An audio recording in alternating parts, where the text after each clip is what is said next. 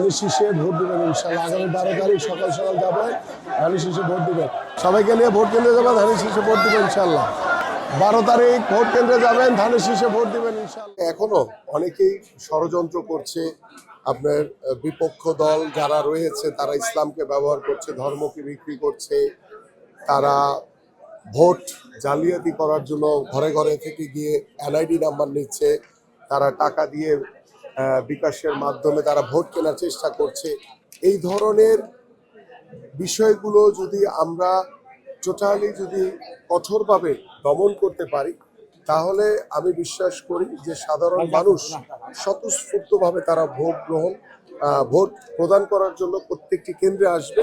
এবং নাগরিকদের যদি আমরা আশ্বস্ত করতে পারি যে না, একটি অবাধ, সুষ্ঠু, নিরপেক্ষ নির্বাচন হবে এবং সেই নির্বাচনের মাধ্যমে একটি জনগণের সরকার প্রতিষ্ঠিত হবে, আমি মনে করি যে বাংলাদেশের ইতিহাসে দীর্ঘ 17 বছর মানুষ ভোট দিতে পারেনি, একটি ভোট বিপ্লব হবে আমি বিশ্বাস করি।